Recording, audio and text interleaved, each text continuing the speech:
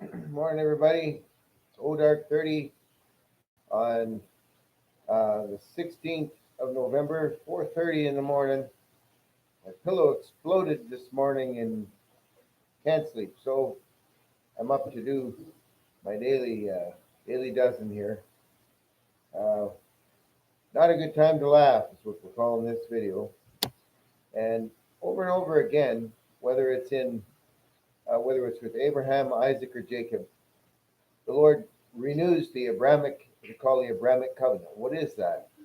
Well, that God would give number one, Abraham land, a land grant, and seed, children. Of course, when he left Ur of the Chaldees, he was 75 years old, and by now he's 100 and no kids yet. And uh, Sarah is getting close to 90. And their reaction when the Lord personally tells, well, first of all, Abraham, it said, then Abraham fell upon his face and laughed. The Lord takes the time to explain to Abram what's going to happen, and Abraham laughs because he's 100 years old. And then in the next chapter, that's in chapter 17, in the next chapter, uh, the Lord shows up with two of his angels, and Abram he's a hospitality per excellence, and he runs and gets a kid, and not a child, but he gets a kid, and he has a kid dress it, kill it, dress it, cook it, whatever. And I think he gets some milk there, and he brings it down to his visitors, and they have lunch. And then the Lord says to him, "Hey, your wife's going to conceive, and she's going to." And guess what? Sarah hears it from inside the tent, and she laughs. And when she's confronted with this, she lies to the Lord and says, "I didn't laugh." "Oh, but you did." People will try their best. Adam hides, Jonah runs, Sarah lies to the Lord, Cain lied to the Lord too. And there's three attributes of God that we need to keep in mind. He's omniscient, omnipotent, omnipresent. That means he's all knowing, all powerful, and ever present. He's everywhere all at once. The devil's not that, and of course, neither are we, but he is. And so you can't lie to him, you can't run, you can't hide. You might as well just plead to throw yourself on the mercy of the courts. Well, anyway, they get this promise, and the visitors eat their lunch, and then they go on their way. And God said, "Shall I hide from Abraham, my friend, the thing that I will do?" And He's talking about the destruction of Sodom and Gomorrah. The cry of the came up before them. It says, and the Lord said, because the cry of Sodom and Gomorrah is great, because their sin is very grievous. Now, just for a review, the sins of Sodom and Gomorrah were not what you'd think. That was a symptom. That's a byproduct of what the root of the problem. The root of the problem, according to Ezekiel, is pride, fullness of bread, and abundance of idleness. They thought the world of themselves. They had lots to eat, and they had a lot of time to eat and think the world of themselves. So uh, that's the root of the problem. Now they did some pretty horrific things, as we see in the book, but that's where it starts: pride, fullness of bread, abundance of idleness. Now,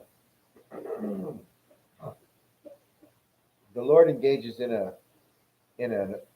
Abraham engages in a negotiation, and he says, "Well, if there's 50 people there, will you spare it for 50 people's sake?" And the Lord said, "Yes, I will. I'll spare it for 50 people's sake." And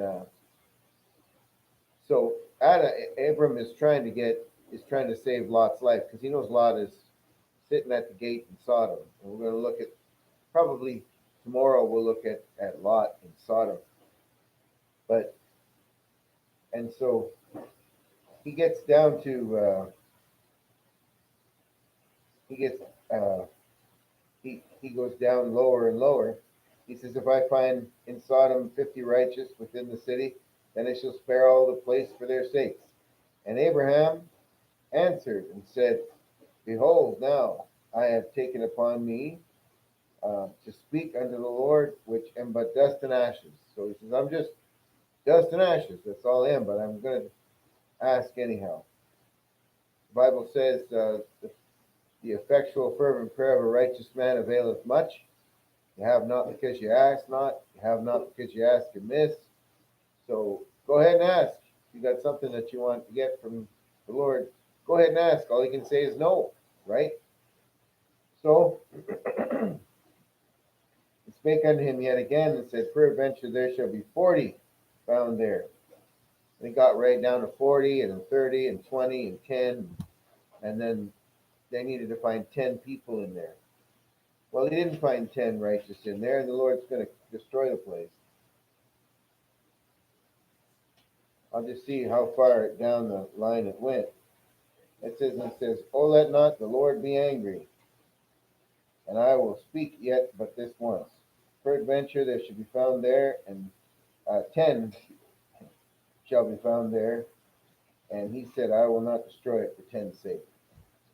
So you had to find 10 people in the city that were righteous, that were worth saving the city for. And of course, he couldn't find 10 because it's kablooey now for the last 4,000 years. But there was Lot and his wife and his 2 girls, and that's all that escaped. So there was 4 that were worth saving. The rest of them, they went up in smoke. So that's a pretty wicked place. And how did they get there? Pride, fullness of bread, abundance of idleness. And that caused the unnatural, immoral acts that were happening in Sodom. Okay, now, I think we're done for today.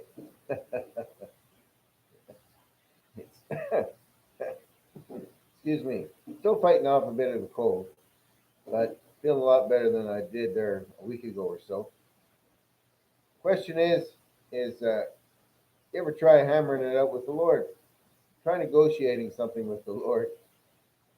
Negotiate your salvation. No, don't negotiate it. The only way you can negotiate that is, Lord, I come to you as a sinner. I know that Jesus died for me on the cross, paid for my sins, and was buried and rose again.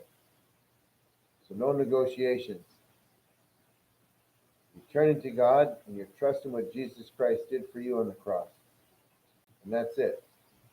Jesus said, I am the way, not a way, not a way upon negotiations. He says, I am the way, truth, and the life. No man cometh unto the Father but by me. Today's a good day to get saved, ladies and gentlemen. And if you're not saved, if you are saved, tell somebody about Jesus. Okay, I wish you a good day. Talk to you later.